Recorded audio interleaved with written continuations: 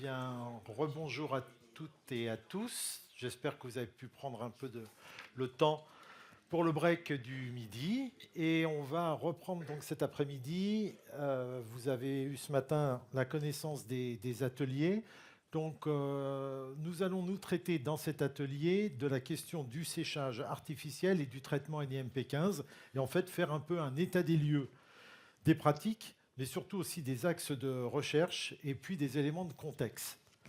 Donc, en guise d'introduction, avant de passer en fait la parole aux différents intervenants, je vous ai préparé juste un petit rappel pour remettre un peu des éléments de contexte ou des éléments de langage entre le séchage artificiel et la NIMP15.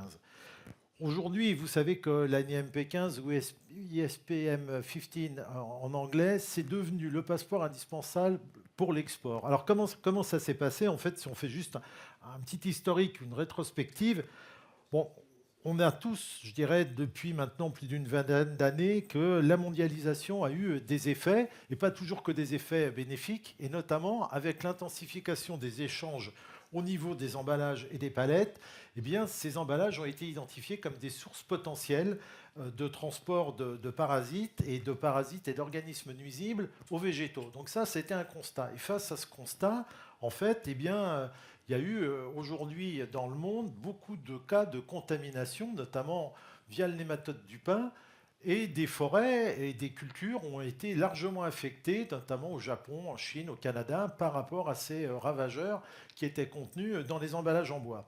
Donc en fait, la communauté internationale a dit il faut quand même qu'on réagisse et qu'on réagisse relativement vite par rapport à ça.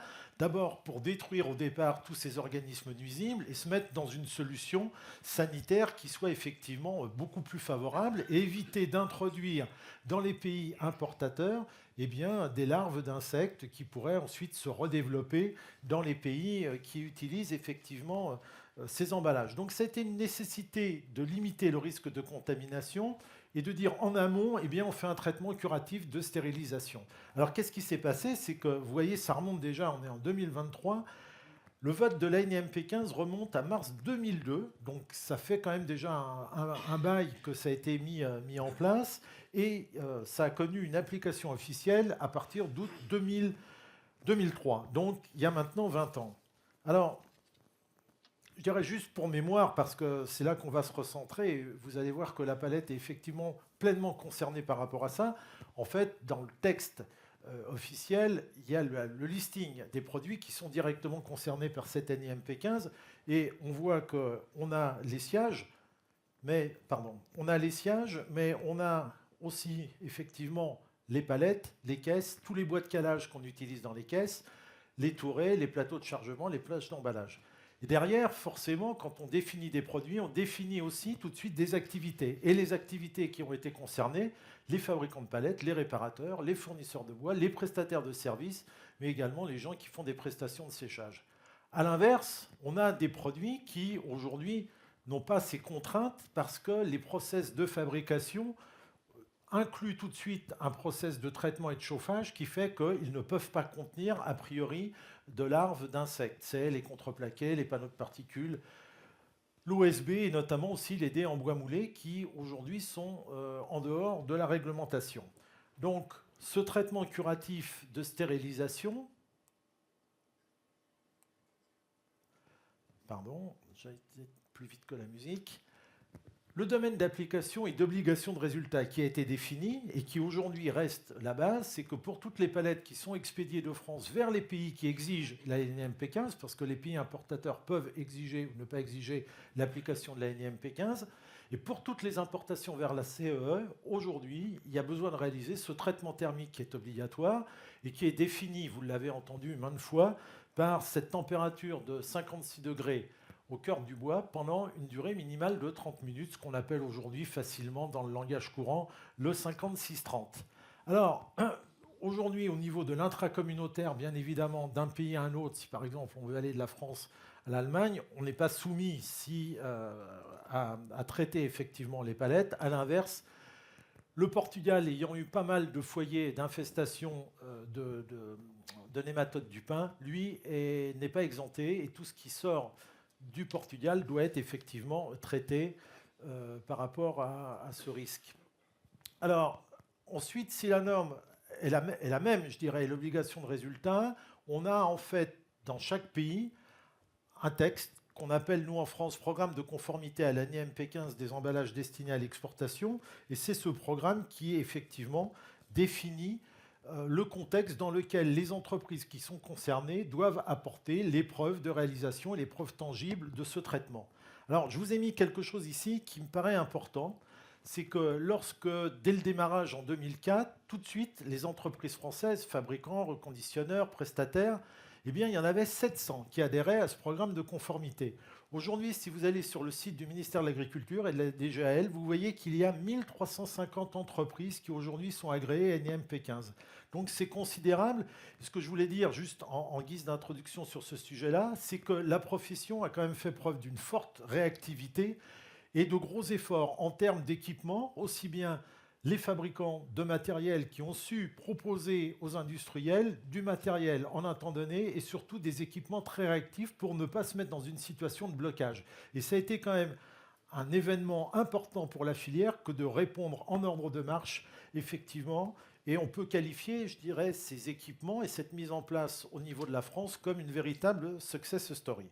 Ça, c'est pour le volet de la NIMP 15. On y reviendra effectivement dans les deux présentations qui vont suivre. Et puis, juste pour bien différencier les deux, NIMP 15 et séchage artificiel, quand on parle de traitement thermique, c'est tellement court, 56 degrés à cœur pendant 30 minutes, qu'on ne peut pas parler de séchage artificiel. C'est deux choses qui sont différentes. Et le taux d'humidité ne baisse pas durant le traitement thermique NIMP 15. À l'inverse, on continue aujourd'hui et on fait de façon complémentaire du séchage artificiel et on mixte, bien évidemment, dans certains cas, les deux opérations pour d'abord atteindre un taux d'humidité beaucoup plus bas, aux alentours de 18% dans certains cas. Et quand on sèche effectivement et qu'on traite à 18%, eh bien on s'affranchit du développement possible de moisissures. Donc c'est quelque chose qui est important. On ne sèche pas simplement les palettes que pour ces questions-là, parce que quelque part on réduit aussi très largement le poids de la palette, on améliore aussi les résistances mécaniques par rapport à ça. Et je dirais c'est un élément important. Et ce couplage des deux opérations, c'est quelque chose qui se développe. Alors bien évidemment, le temps de séchage artificiel est totalement différent du temps de séchage artificiel et du traitement NIMP 15. Et là, c'est en fonction des demandes des industriels, utilisateurs de palettes, que les deux prestations sont réalisées. Voilà, en guise d'introduction, c'était juste pour vous redonner ces éléments de contexte. NIMP 15, séchage artificiel. Maintenant, on va passer la parole en fait à des fabricants et des entreprises qui ont contribué très largement au développement et à l'équipement des entreprises françaises et étrangères. Et dans un premier temps, je vais passer la parole à M. Sikankovic des établissements Catilde, qui va nous faire un peu une présentation aujourd'hui de la gamme des produits, mais surtout aussi des pistes d'évolution, d'amélioration des technologies et comment on peut travailler encore pour être plus performant et plus productif sur ces deux opérations qui sont devenues complètement indispensables à la palette bois. Donc Marc, je vous passe la parole. Donc vous avez une dizaine de minutes. Il est bon, il est allumé. Oui, bonjour. Donc, je suis Marc Sikankovic, le PDG de la société Catilde. Nous œuvrons dans le séchage du bois et dans le traitement NIMP 15 depuis de nombreuses années, autant en Europe que dans d'autres pays du monde.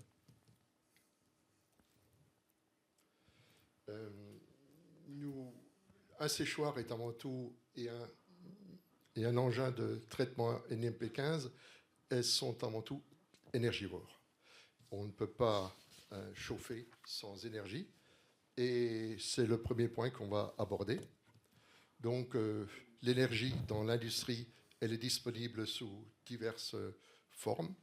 La biomasse, le gaz, qui est une énergie qui est très présente, facile à mettre en œuvre, et éventuellement le chauffage par résistance électrique. Au niveau de la biomasse, on a affaire à des chaudières qui chauffent de l'eau. Et cette eau chaude va être transmise au bois au travers de radiateurs. Et les cycles sont liés à la température de cette eau chaude qui a du mal à dépasser 100, 105 degrés dans l'industrie. Donc, les cycles sont de l'ordre de 36 à 48 heures.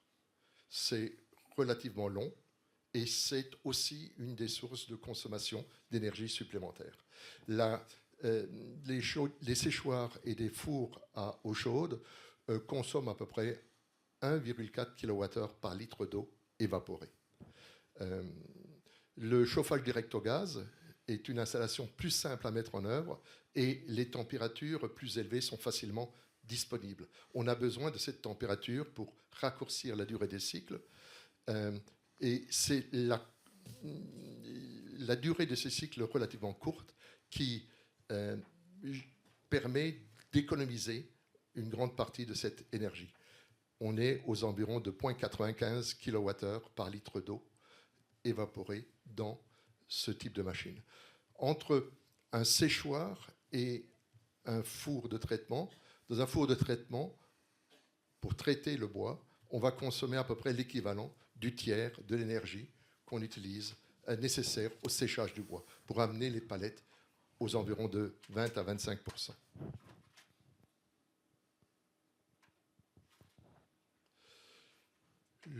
Un autre point important, c'est la manutention des palettes. On remplit, on décharge les séchoirs. Et donc, lorsqu'on utilise des chariots élévateurs, il y a des clients qui recherchent des moyens pour transporter plusieurs piles à la fois, 2 voire 3 piles à la fois, pour réduire le nombre de voyages. C'est le système de gestion de ces séchoirs le plus fréquemment employé, utilisé.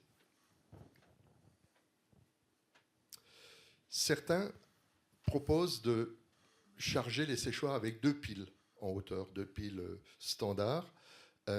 C'est une manutention supplémentaire et la dimension, la géométrie de ces séchoirs empêche d'utiliser la pleine puissance que l'on nécessaire parce qu'à un moment donné, le séchoir devient trop petit pour loger l'équipement technique nécessaire à la ventilation de ces volumes de palettes en hauteur. D'autres systèmes existent, mais celui qui se pointe et qui a un intérêt important, c'est le séchoir mobile, déplaçable. Le séchoir se déplace par rapport à la charge de palette. C'est une conception à laquelle il faut intégrer la logistique.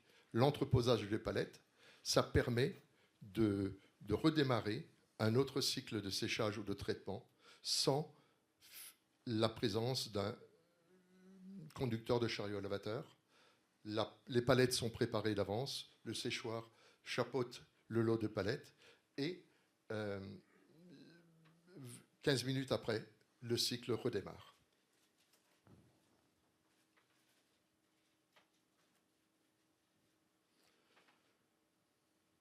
On propose donc toutes sortes de séchoirs et de dimensions de séchoirs. Ce qu'il faut rechercher, c'est réduire la consommation d'électricité. Pour réduire la consommation d'électricité, il faut mettre à profit la profondeur de chargement. Les palettes, c'est beaucoup de vide, donc peu de bois, peu d'eau à réchauffer ou à évaporer. En faisant des séchoirs étroits et profonds, on réduit la puissance électrique installée et c'est une source de baisse de consommation qu'il faut absolument saisir. Donc,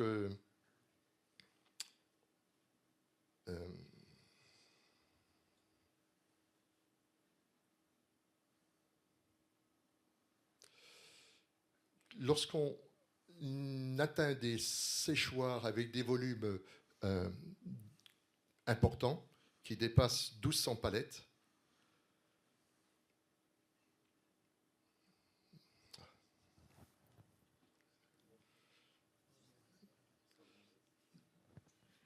Oui, j'ai perdu le fil de mon... Je m'excuse. Ouais. La difficulté dans un séchoir, c'est l'homogénéité du climat. Plus le climat, davantage le climat sera homogène et plus rapides seront les cycles. Parce qu'il faudra laisser le temps à l'ensemble du chargement d'atteindre une température minimale. Et la difficulté dans la fabrication d'un séchoir, c'est d'obtenir cette uniformité de ventilation et de répartition de température. C'est assez compliqué à faire en fonction des sources d'énergie, qu'on a de l'air chaud, climatisé avec un direct gaz, ou des radiateurs avec de l'eau chaude, ou de la vapeur basse pression, haute pression, ou éventuellement de l'huile thermique. Plus le cycle de séchage sera court, moins vous allez consommer d'énergie. Et c'est ce qu'il faut rechercher quand vous achetez un séchoir à bois. Demandez les temps de séchage dans lesquels on s'engage. Ces temps de séchage devraient être pour la palette inférieurs ou égal à 24 heures. On sait le faire, on sait l'obtenir. Quand les temps de séchage sont plus longs, forcément, vous allez avoir plus de déperdition et plus de consommation d'énergie. Les séchoirs rapides, c'est les séchoirs qui consomment le moins.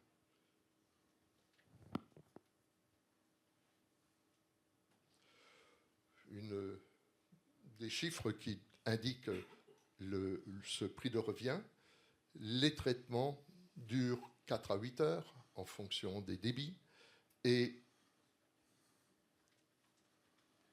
le coût de revient à la palette de l'ordre de 10 centimes. Le séchage, pour une durée de 24 heures, le coût par palette, 30 centimes. Ça, c'est basé sur des séchoirs au gaz, chauffage au gaz propane. Vous avez des chiffres sur l'amortissement, ça dépend du coût de l'investissement. L'investissement d'un séchoir de 600 à 900 palettes, c'est de l'ordre de 90 000 euros.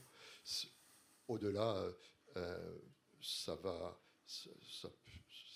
à 100 000, 110 000 euros à peu près. Donc, effectivement, ce que je viens de dire, c'est la recherche, c'est des temps de séchage le plus court possible. Pour cela, il faut une machine performante avec une uniformité de température, une homogénéité du climat pour aller vite. Sinon, c'est l'inverse. Pour équilibrer, on ralentit, on freine, on attend que les choses s'équilibrent pour pouvoir aller de l'avant dans le cycle. Bien sûr, quand un séchoir va vite, vous allez faire plusieurs rotations, davantage de rotations, et l'investissement dans le matériel va être réduit. Quand entre 24 heures et 48 heures, on a vite compris qu'à 48 heures, il faudrait le double d'équipement, ou des équipements plus grands, pas forcément plus faciles à gérer.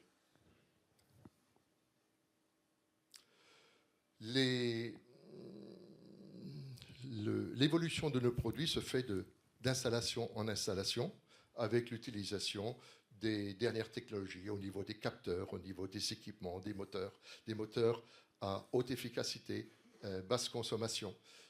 Certains moteurs peuvent consommer jusqu'à 30% d'énergie de moins qu'un autre moteur pour la même puissance.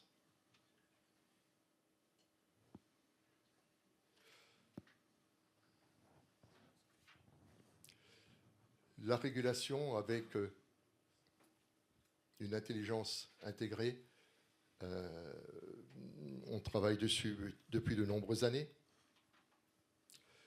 Autrefois, on appelait ça la régulation par technique floue, la gestion des neurones. Elle est intégrée chez nous depuis 25 ans, partiellement, limitée par la fiabilité des équipements, des capteurs principalement. Parce que la machine, elle doit aussi ne pas demander beaucoup d'entretien, ce qui est souvent difficile à conserver.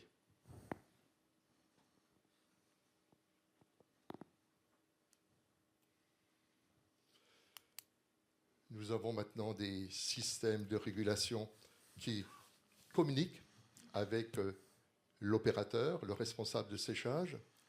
La régulation ne nécessite plus de supervision. On appuie sur le bouton de démarrage et en cas d'incident, elle prévient l'opérateur qui, à ce moment-là, aura à intervenir ou à prendre la décision qui s'impose, mais ne nécessite plus de suivi et de personnel particulièrement formé pour suivre le fonctionnement. On a automatisé à fond le déroulement des cycles. On propose des séchoirs également dans les séchoirs mobiles, des séchoirs qui sont capables qu'on est capable de démarrer à distance. Les portes s'ouvrent électriquement, le séchoir avance sur la charge de bois, les portes se referment et le cycle redémarre. Ça peut se faire dans la soirée, en fin de semaine, sans obliger un intervenant à aller sur place. Voilà.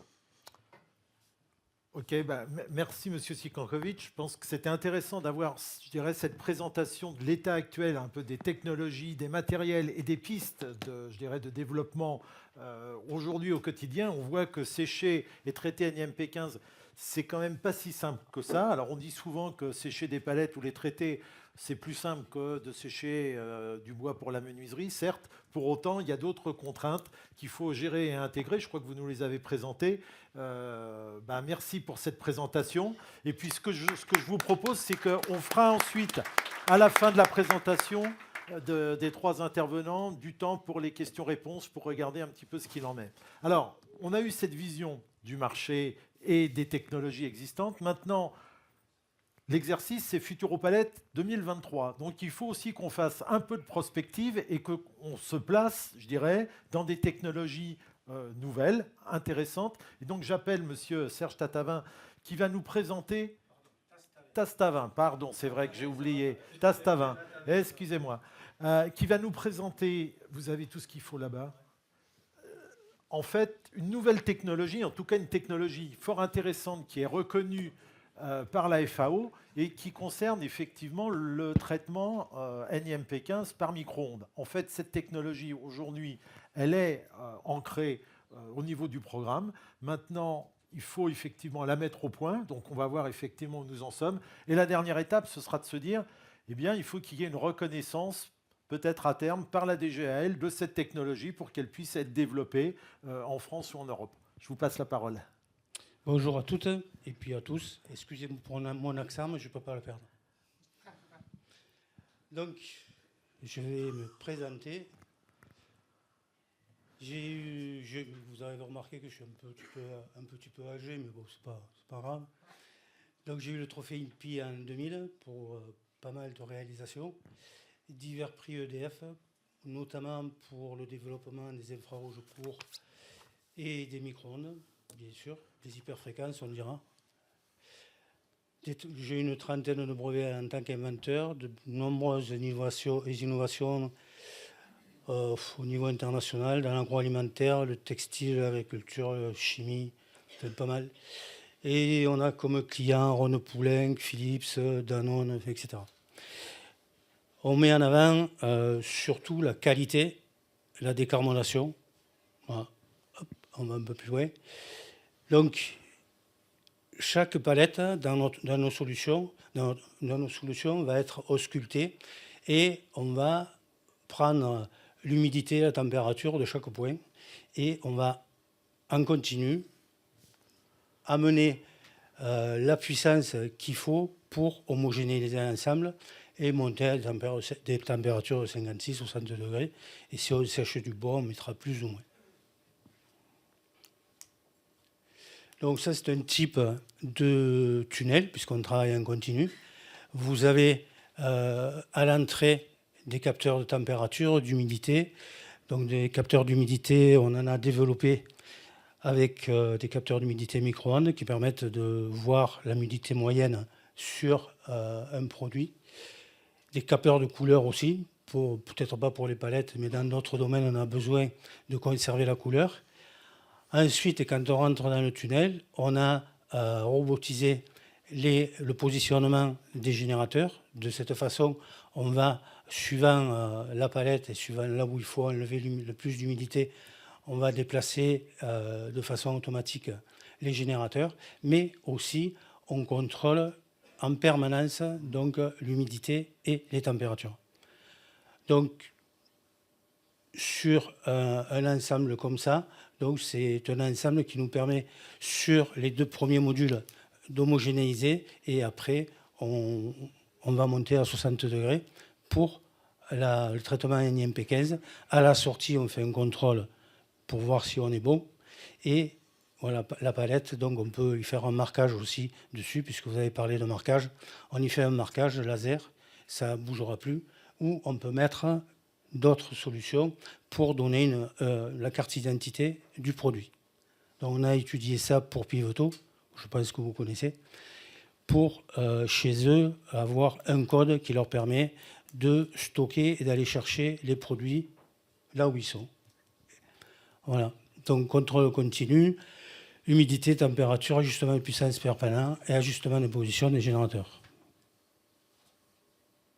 Là, c'est une solution industrielle, donc on n'a pas de manipulation puisque en automatique, on va charger les tunnels et on va les décharger aussi en automatique. Vous pouvez voir ici des stockages dynamiques. Pourquoi on fait un stockage dynamique?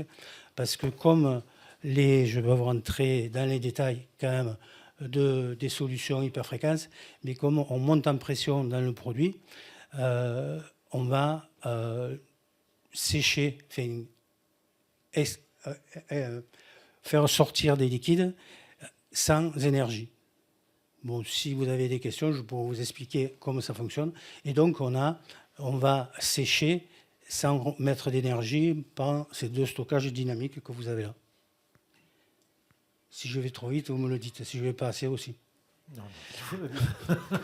Donc, ici, vous avez un film que vous allez voir. C'est la montée en température. Donc, je me tais.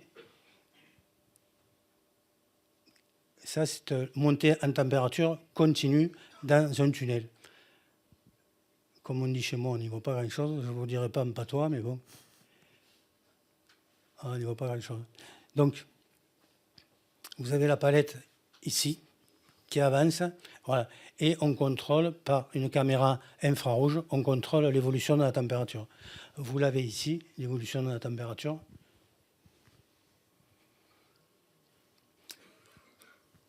Et on arrive à monter, là, on a 10 kW, et on arrive à monter à peu près en 1 minute à 60 degrés.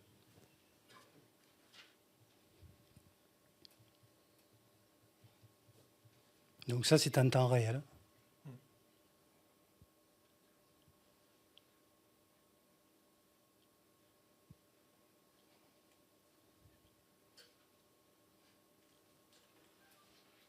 Voilà.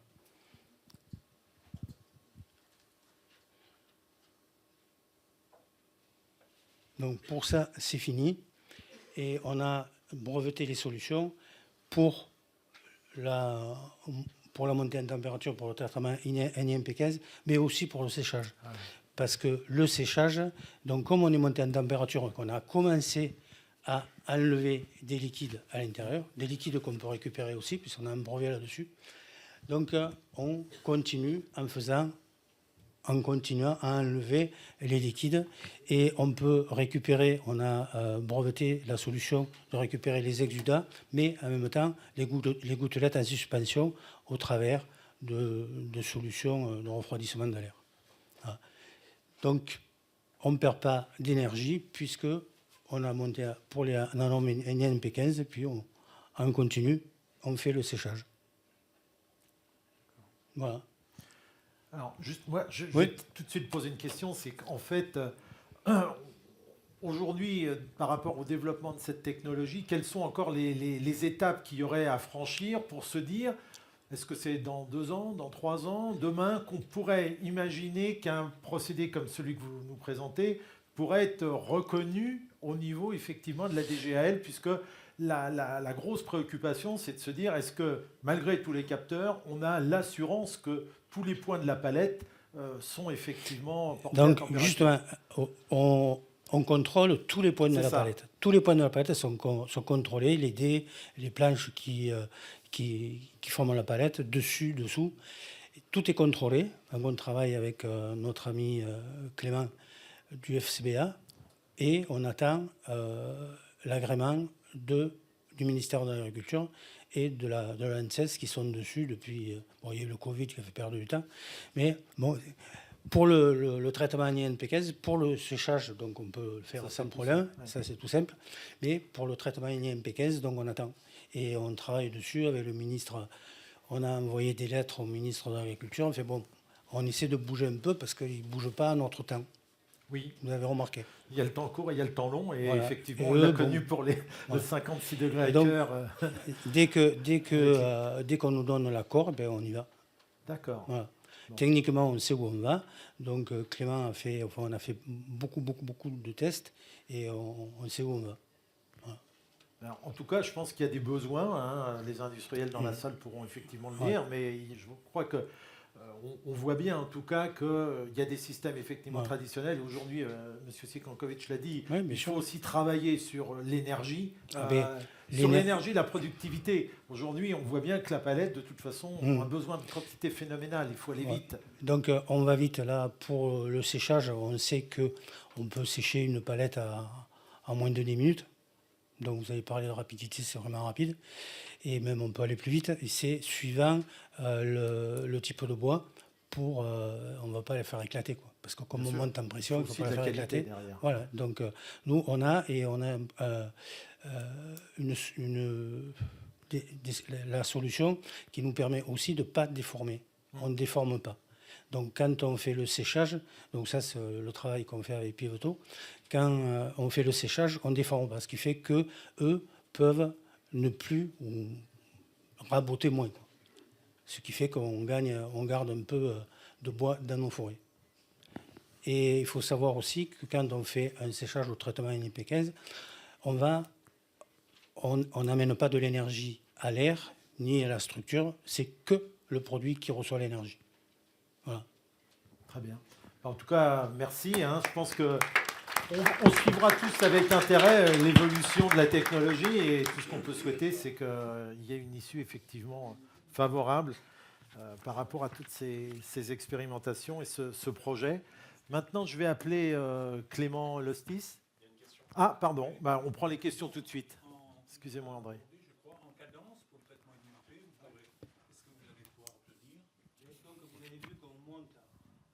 De puissance, on monte à 60 degrés, puisque ce sont les degrés qui nous intéressent, on monte à 60 degrés en 1 minute. Donc, on peut aller très vite. 400 palettes. Ouais. Il faut parler dans les micros. Dans les micros, je pense. Pardon, I'm sorry. Donc, si vous avez vu sur le film qu'on monte à 60 degrés en 1 minute, voilà, on peut avoir une cadence très importante. Si le bois accepte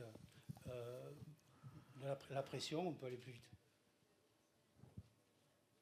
J'ai répondu à votre question. Et si on a le temps, je peux vous expliquer comment ça fonctionne.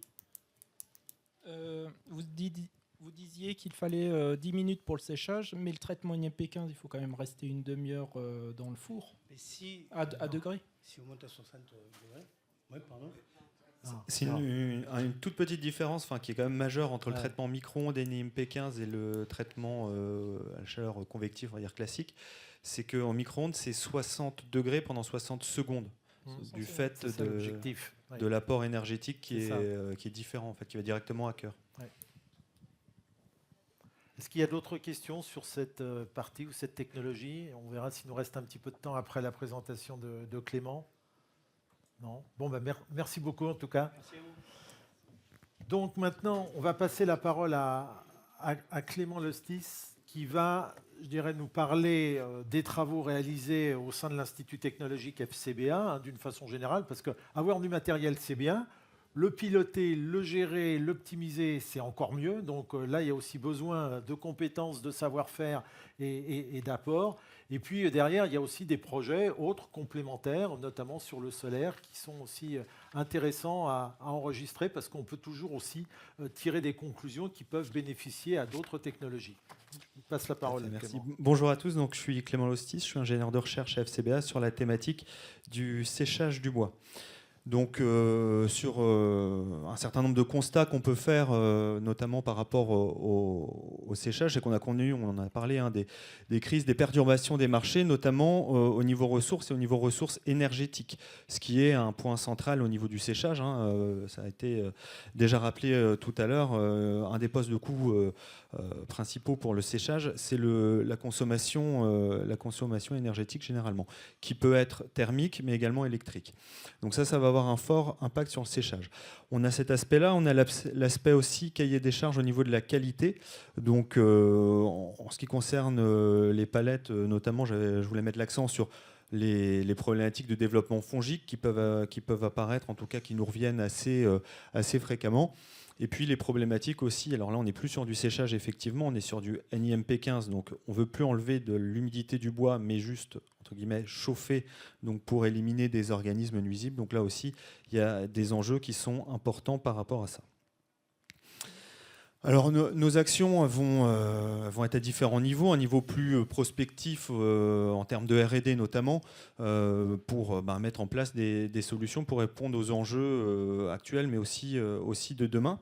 Et puis des actions plus opérationnelles, on va dire au jour le jour, qui vont concerner l'entretien des matériels, la formation, l'appui technique, justement, pour répondre à différents niveaux de questions qui peuvent émerger.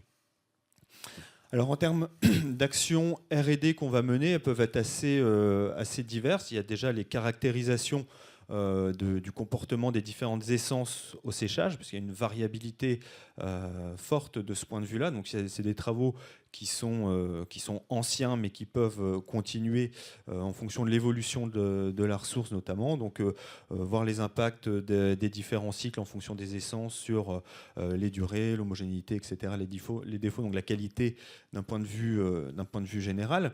Il y a des travaux aussi qui portent sur l'amélioration des process, en particulier en ce qui concerne le NIMP15. Donc Serge Chastavain l'a rappelé, notamment au niveau du micro-ondes. Et puis le développement de nouveaux procédés. Donc là, je pourrais vous parler de différents projets où Catilde notamment est partenaire. Alors, à titre d'exemple, justement, sur ces développements de nouveaux procédés, il y a un projet qui est maintenant terminé depuis début 2020 qui s'appelle SolarWood. Donc, on avait travaillé notamment avec Catil, avec une société qui s'appelle Base Innovation, qui travaille sur des solutions solaires, qui était financée par l'ADEME. Donc, le but, c'était d'évaluer la possibilité de mettre en place une solution d'apport solaire au séchage pour avoir une énergie supplémentaire. Donc pour voir une énergie renouvelable intermittente qu'est le solaire, comment ça peut fonctionner avec un séchage qui par définition demande plutôt des conditions qui sont relativement constantes, donc avec quelque chose qui est un petit peu antinomique à la base. Donc, ce qu'on a fait, c'est qu'on a mis en place déjà une solution prototype qui était une grosse partie du travail et qui a bien fonctionné justement pour que le séchoir puisse communiquer avec le système de production d'énergie solaire. On a réalisé un certain nombre d'essais pour évaluer la solution et pour étudier donc les performances économiques et environnementales. Alors, Voilà, donc ça c'était des illustrations de ce qui a été mis en place sur notre laboratoire à FCBA. Donc sur le toit du laboratoire ici, vous avez la solution de panneaux solaires qui sont un petit peu particuliers parce qu'ils font du photovoltaïque, ils produisent de l'électricité et ils permettent aussi de récupérer la chaleur sous les panneaux pour, via un système de pompe à chaleur, avoir une production d'énergie thermique. Donc c'est pas forcément la solution, on va dire, optimale, hein, mais c'est une solution de test de viabilité de la solution. Et donc on a testé au niveau du séchoir pilote qu'on a à Bordeaux, donc avec des mesures de consommation énergétique notamment. Bon, ce qu'on a pu voir là-dessus, c'est qu'on arrivait à bien limiter les émissions de gaz à effet de serre entre un système, on va dire, classique et puis le système avec l'apport solaire qui permettait de réduire les émissions de gaz à effet de serre. Alors, c'est par rapport à une source gaz de l'ordre de 25%, avec un fonctionnement qui était exactement identique à un séchoir classique. Par contre, d'un point de vue économique, le fait de devoir rajouter le système solaire, c'était malheureusement pas viable. Donc, ce qu'on s'est dit quand même, c'est qu'il y avait justement ce côté intermittence de l'énergie qui serait peut-être intéressant d'exploiter. Et donc vient un projet qui est en cours qui s'appelle Eau Solaire, là en partenariat avec le LERMAB qui a des grosses compétences en modélisation à Épinal. Et l'idée, c'est d'aller un petit peu plus loin pour prendre en compte les conditions météorologiques à venir et puis via de la modélisation pouvoir mettre en place de façon automatique une régulation optimisée pour là encore pouvoir maximiser l'apport solaire, réduire la consommation énergétique et puis aller aussi, c'est important, faire des recherches d'amélioration de point de vue qualitatif. Alors là, on est sur des températures plutôt basses d'un point de vue général, peut-être pas optimisé à l'heure actuelle pour tout ce qui est palette, mais d'un point de vue prospectif, avec une évolution des coûts de l'énergie qu'on ne maîtrise pas, voilà, c'est une solution prospective qui peut être intelligente, notamment pour des séchages courts, c'est-à-dire avec une visibilité météorologique aussi qui est optimale de ce point de vue-là. Alors, un autre sujet de recherche qu'on a commencé à évoquer, là, qui est différent, c'est axé uniquement sur le NIMP15. Donc là, on ne parle pas de séchage. Donc, comme ça a été rappelé, le traitement micro-ondes pour le NIMP15 est autorisé depuis 2018. Donc, au niveau international, on a besoin de faire un traitement à 60 degrés pendant 1 minute, ce qui est beaucoup plus court que le 56 degrés 30 minutes. Donc ça permet de mettre en place les choses d'une façon différente. Donc la technologie, Serge Tastavin vous l'a présentée, elle est déjà développée, j'ai envie de dire d'un point de vue innovation technologique, il n'y a plus vraiment d'enjeu de ce point de vue-là. On arrive à chauffer les bois actuellement avec un système micro-ondes. La grosse question, c'est celle-ci, donc, qui a été évoquée, la validation par le ministère de l'Agriculture, qui est l'opérateur au niveau national, de cette norme NIMP15. Donc le ministère de l'Agriculture n'a pas l'expertise technique pour dire ce que vous avez mis en place me permet de valider ou non le procédé, et donc mandate l'ANSES, qui est une autre agence publique, donc pour évaluer nos travaux. Et c'est en fait à ce stade-là qu'on a des demandes qui sont extrêmement drastiques, on va dire, pour permettre de valider les essais qui seront mis en place pour prouver, c'est bien l'enjeu, prouver qu'on atteint bien dans toute la masse, etc., qu'on atteint bien les conditions de la norme NIMP15. Donc les travaux qu'on mène actuellement pour monter un projet justement qui permette d'y répondre, je parle sous le contrôle de Léa ici, et puis des différents partenaires donc, qui sont cités ici, c'est de pouvoir justement mettre en place les mesures nécessaires pour rassurer les organismes publics qui permettent de le valider et qu'on puisse installer les fours et lancer, on va dire, les traitements pour ceux qui le souhaitent.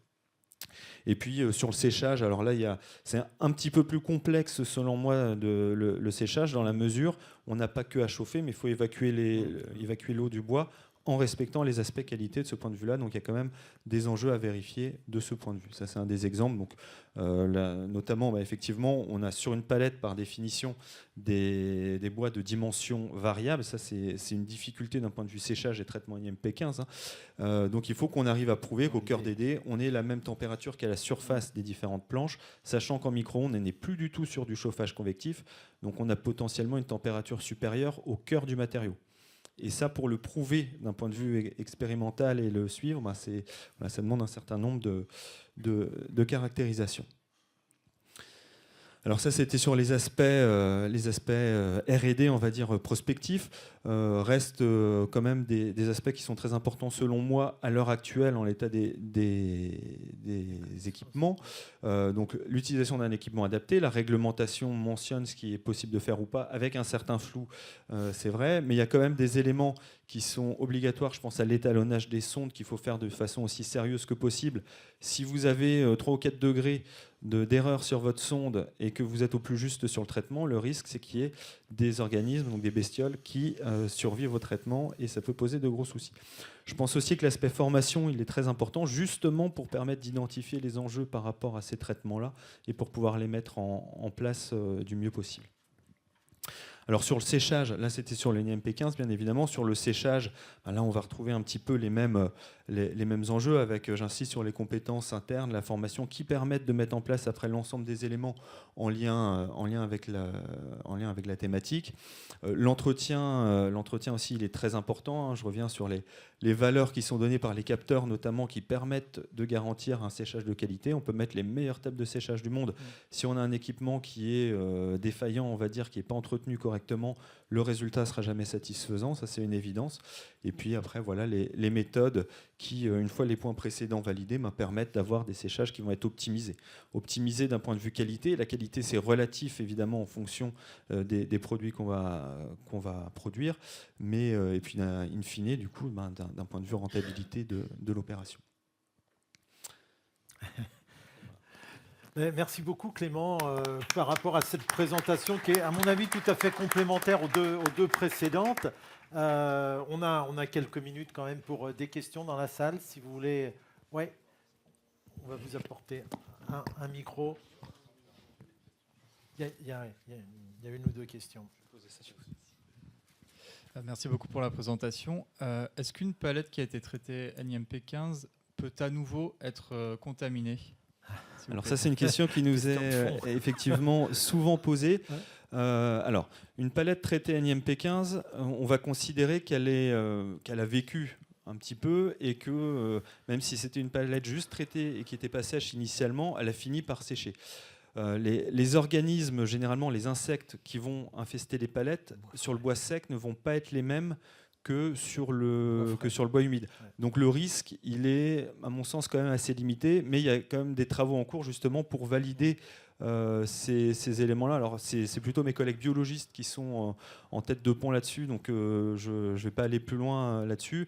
Mais si la question est de savoir, par exemple, si on prend des sirex, qui sont des insectes qui ont pu poser problème, en fait, on a plutôt généralement des larves qui ont des durées de vie assez élevées et qui vont se transformer en adultes au bout d'un temps assez long. Et le risque, c'est qu'on n'ait pas identifié ça. Il y a un temps de stockage qui peut être assez long. Et si malheureusement, il y a des insectes qui se mettent à s'envoler dans les entrepôts des douaniers américains, là, on a une problématique. Mais ça ne veut pas dire que, même si la palette est marquée, ça ne veut pas dire qu'il n'y a pas eu en fait, un souci au niveau du traitement et qu'il y a eu une réinfestation. En fait. Mais pour compléter le propos de Clément, la réglementation ne met pas en cause. Une fois que la palette a été traitée, elle est traitée, je dirais, sur cette durée de vie et le marquage est là pour la prouver. Par contre, quand on a effectivement une réparation de palette, là, il y a aussi des exigences complémentaires. Si on répare effectivement avec du bois neuf, il faut que le bois soit effectivement traité à partir d'une certaine volumétrie. Si on retravaille beaucoup la palette, eh bien, il faut refaire aussi un traitement complémentaire.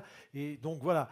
Mais globalement, pour l'instant, c'est vrai qu'on se pose la question et les utilisateurs la posent avec raison, mais il n'y a pas eu de cas majeurs par rapport à ça qui peuvent nous inquiéter. Juste pour préciser un tout petit peu, je pense que c'est important, la NIMP15 dit bien qu'il s'agit de réduire significativement le risque. Et l'objectif n'a jamais été de dire il y a 100% c'est du 100%. Donc ça, c'est important. Donc, j'ai envie de dire, d'où l'importance de respecter scrupuleusement le programme de conformité pour pouvoir, en cas de souci, opposer un traitement correct qui a été réalisé, ce qui en fait décharge l'entreprise de responsabilité. Mais le risque zéro n'existe pas. Et autant on peut identifier une palette traitée, une palette séchée artificiellement par le poids, autant il est difficile, je dirais, à l'œil nu, de savoir si la palette a été réellement traitée. Donc il faut effectivement respecter, je dirais, les consignes qui sont données et se fier à des opérateurs qui procèdent, je dirais, avec tout l'état de l'art qu'il faut. Est-ce qu'il y a d'autres questions ? Non ? Écoutez, j'espère qu'on vous a donné un merci en tout cas à nos trois intervenants. On va prendre un petit temps de pause, je crois, hein, Léa.